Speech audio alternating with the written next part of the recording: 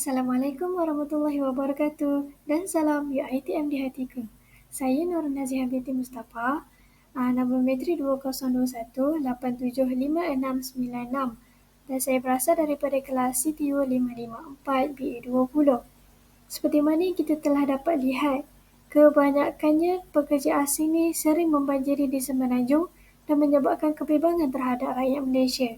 Oleh sebab itu, hari ini saya akan membincangkan isu berkenaan pendatang asing tanpa izin yang datang ke Malaysia. Baiklah, sebelum saya teruskan dengan isu kita pada hari ini, saya akan menerangkan apa itu pendatang asing tanpa izin atau lebih dikenali sebagai parti. Dengan kata erti lain, pendatang haram. Pendatang haram ini merupakan golongan orang yang masuk atau tinggal di sesebuah negara secara haram atau tidak mengikuti undang-undang. Disebabkan suatu ketika dahulu ekonomi Malaysia pernah berkembang dengan pesat, maka negara kita telah dibanjiri dengan kejiranan warga asing.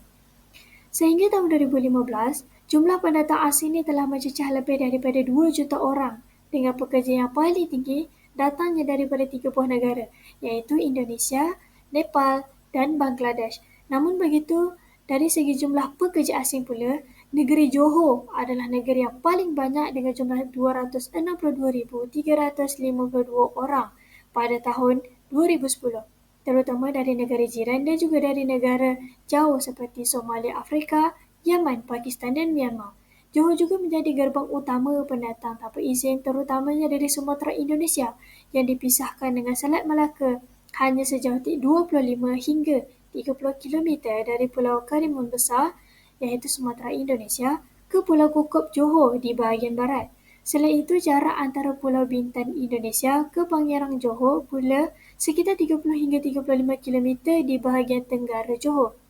Perjalanan menggunakan feri atau bot adalah sesingkat 1 hingga 2 jam menjadikan peluang rakyat Indonesia ni memasuki negara ini lebih mudah. Oleh sebab itu, bilangan pendatang asing semakin lama semakin bertambah. Tambahan pula ekonomi negara yang stabil dan maju. Walau bagaimanapun, terdapat beberapa faktor atau punca yang menyebabkan pendatang asing ini sering berhijrah di negara Malaysia. Antara punca utama mereka berhijrah adalah atas faktor ketiadaan pekerjaan di negara asal dan kekurangan penjagaan kesihatan. Tambahan pula negara yang kekurangan sumber bekalan. Selain itu, terdapat beberapa negara yang mengalami masalah ketidakstabilan politik dan sosial. Akhir sekali, mereka juga kekurangan peluang ekonomi atau kemiskinan. Terdapat 2 faktor kedatangan parti di Malaysia iaitu faktor tolakan dan faktor tarikan. Faktor tolakan ini bermaksud punca atau sebab mengapa mereka datang berhijrah. Manakala faktor tarikan pula dapat disimpulkan daya tarikan warga asing dengan kemajuan sesebuah negara. Seperti mana kita dapat lihat dalam gambar rajah yang telah disediakan, faktor tolakan utama pendatang asing adalah ketiadaan pekerjaan di negara asal iaitu sebanyak 78.57%.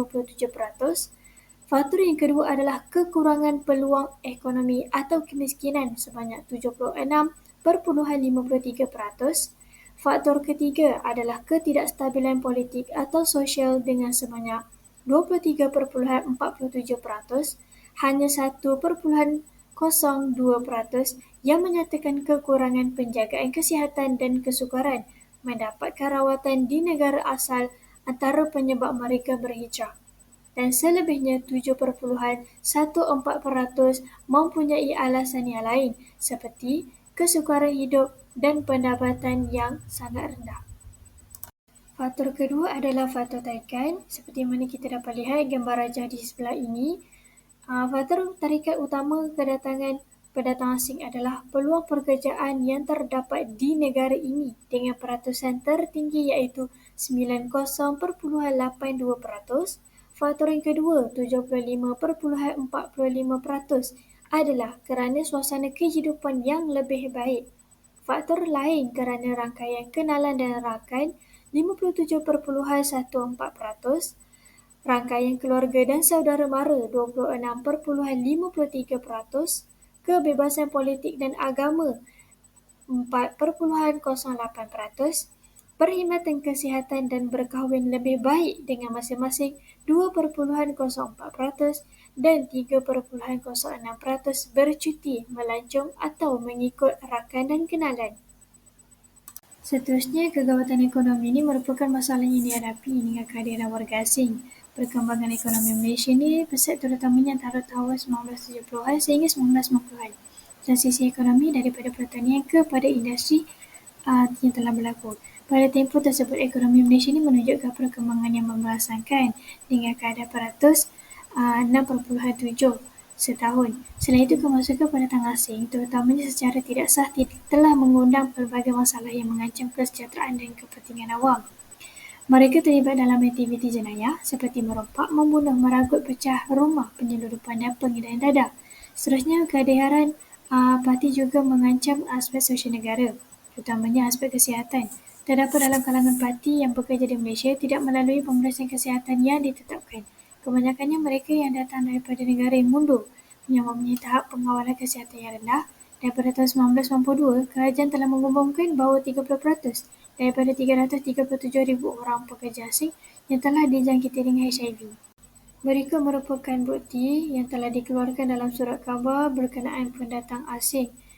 Okey, terdapat beberapa masalah yang dihadapi oleh negara yang pendatang asing berhijrah, iaitu terutamanya di Malaysia.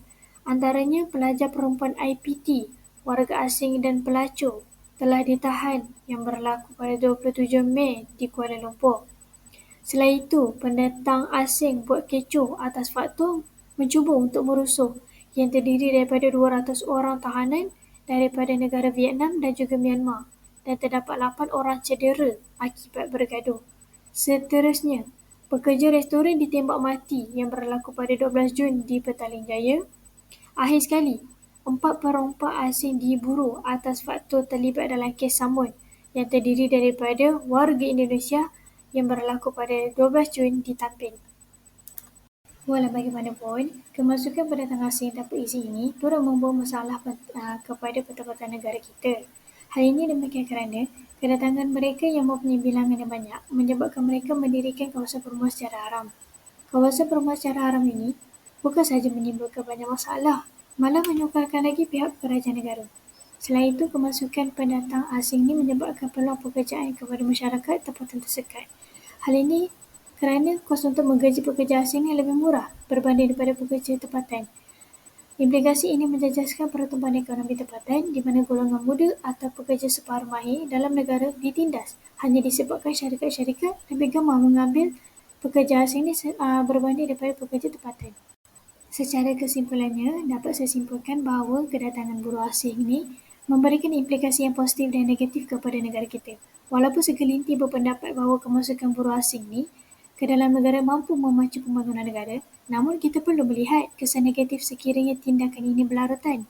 Pihak kerajaan dan masyarakat perlulah berganding bahu bagai aur dengan tebing untuk menangani masalah ini daripada bermaharaja lela. Kerajaan juga perlu memperkenalkan konsep liability ketat ataupun strict liability, iaitu majikan yang menggaji pendatang asing ini hendaklah bertanggungjawab sepenuhnya terhadap proses pengambilan termasuklah semua kos yang terlibat, iaitu saringan kesihatan, insurans dan yuran perprosesan selain penyediaan perumahan dan keperluan asas sehingga mereka kembali ke negara asal.